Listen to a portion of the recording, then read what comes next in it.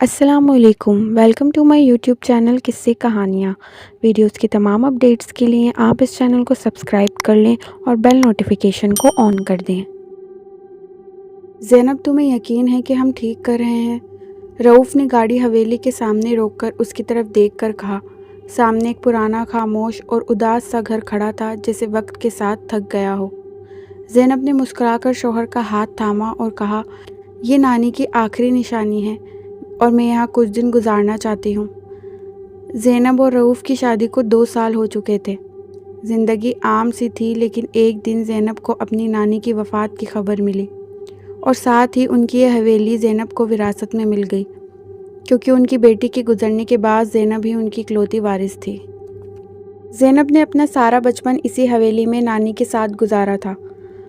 یہاں کے ہر کونے میں اس کی کئی پیاری یادیں جڑی تھی، اس لیے زینب نے ضد کی کہ وہ اور رؤوف کچھ دن یہاں گزارے۔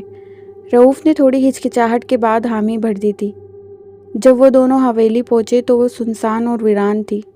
دروازے کے کواڑ زنگ لگے تھے، دیوار پر پرانا پلاسٹر جھڑ رہا تھا۔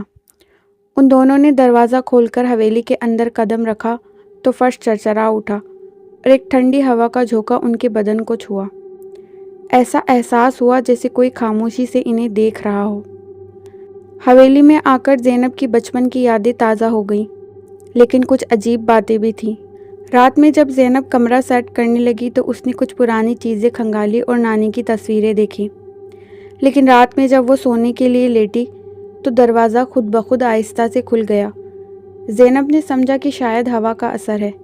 باہر کافی اندھیرا تھا، لیکن اسے ایک سیاہ دھندلا خاموش سایہ دروازے کی اوڑ میں کھڑا دکھائی دیا، جیسے کہ وہ اندر جھانک رہا ہو۔ اس نے جیسے آنکھیں جھپکی تو وہ غائب ہو گیا۔ اگلے دن زینب کی کزن مہرین حویلی میں اس سے ملنے آئی۔ مہرین بچپن سے ہی اس حویلی سے ڈرا کرتی تھی۔ وہ بولی، زینب، تمہیں نہیں لگتا کہ اس حویلی میں کچھ غلط ہے؟ یہ حویلی کبھی بھی معمولی نہیں تھی۔ زینب اس کی بات سن کر ہنسی اور بولی، یہ بس تمہارا وہم ہے اور کچھ نہیں۔ مگر مہرین کی آنکھوں میں خوف تھا۔ ایک دن زینب حویلی کی صفائی میں مصروف تھی جب ایک کمرے میں اسے فرش کے نیچے چھپی ہوئی پرانی سیڑھیاں ملی جو نیچے تہخانے کی طرف جا رہی تھی۔ وہ ان سیڑھیوں کی مدد سے نیچے تہخانے میں آ گئی۔ وہاں چاروں طرف جالے اور مٹی اور ٹوٹی پھوٹی چیزیں پڑی تھیں۔ وہاں ایک الماری بھی تھی جسے زینب نے کھولا تو ایک پرانی سیاہ جلد والی ایک کتاب ملی۔ اس کتاب پر کسی دوسری زبان میں کچھ لکھا تھا جو زینب پڑھ نہ سکی۔ زینب نے اس کتاب کو کھولا تو پہلے 2 صفحے خالی تھے اور تیسرے صفحے پر لکھا تھا، یہ تمہاری اپنی آواز ہے جو تمہیں سنائی دیتی ہے۔ زینب نے جیسے ہی اسے پڑھا اسے ایک عجیب سا احساس ہوا اور اس نے فوراً ہی کتاب بند کر دی۔ اس دن کے بعد سے ہر رات زینب کو ایک خواب آتا ہے، ہر رات ایک جیسا خواب، ایک سنسان قبرستان، ایک کالی چادر میں لپٹی عورت جس کا چہرہ نظر نہیں آتا اور زینب اس کے ساتھ کچھ پڑھ رہی ہوتی ہے، اور جب وہ نیند سے اٹھتی ہے تو خود کو تھکا ہوا، نڈھال اور خوف زدہ محسوس کرتی ہے۔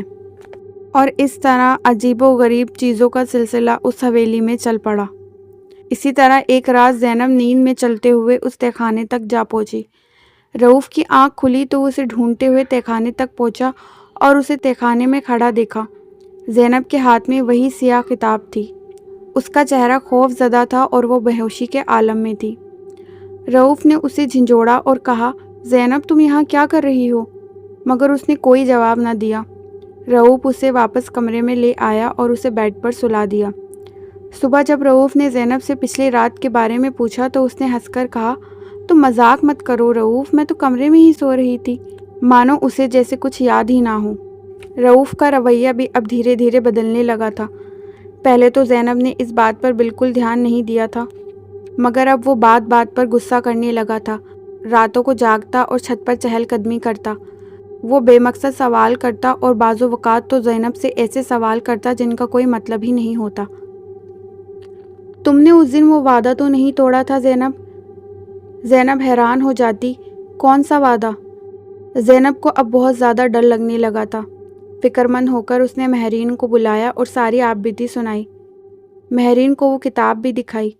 مہرین نے کتاب کو ہاتھ لگاتے ہی پیچھے ہٹا لیا اور بولا کہ یہ کوئی معمولی کتاب نہیں ہے، مہرین نے بتایا کہ جب نانی کی وفات ہوئی تو اسے ان کی کمرے کی صفائی کے وقت بستر کے نیچے سے ایک نوٹ ملا تھا جس میں لکھا تھا، میری بیٹی کو یہ کتاب کبھی نہ ملے، اور ایک وعدہ جو ٹوٹا تو اس کا انجام قیامت جیسا ہوگا۔ تب زینب کو احساس ہوا کہ اس کتاب کا اس کے خاندان سے کوئی پرانا تعلق ہے۔ زینب کی ماں جو اس کے بچپن میں ہی اچانک چل بسی تھی، وہ کبھی بیمار نہیں تھی۔ وہ نیند میں کچھ بڑبڑاتی تھی اور اکثر اس آواز کا ذکر کرتی تھی جو اسے اس کتاب کی طرف بلاتی تھی۔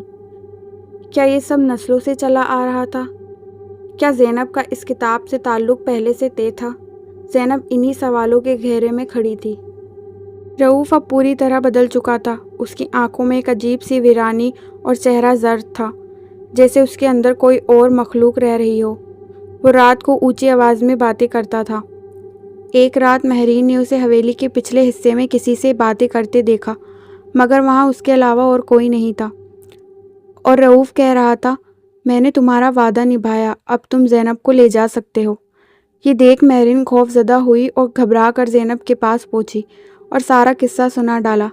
زینب ڈر گئی اور دوڑی بھاگی رؤوف کے پاس پہنچی اور اس کا سامنا کیا تو رؤوف نے زینب کی آنکھوں میں آنکھیں ڈال کر کہا، میں تمہارا شوہر نہیں ہوں، زینب میں وہ ہوں جسے تم نے بلایا تھا۔ وہ یہ بول کر بے ہوش ہو گیا۔ زینب واپس تہخانے گئی، اس کتاب کو ہاتھ میں لیا اور آخری صفحہ کھولا جو اب خالی نہیں تھا۔ اس پر لکھا تھا، قربانی مکمل ہو چکی ہے، تمہارے اندر جو پہلے تھا اب وہ باہر ہے، اور جو باہر تھا اب وہ اندر ہے۔ زینب کے پیچھے مہرین کھڑی کانپ رہی تھی۔ اس نے زینب سے کہا، زینب تمہاری آنکھیں کیوں سیاہ ہو گئی ہیں؟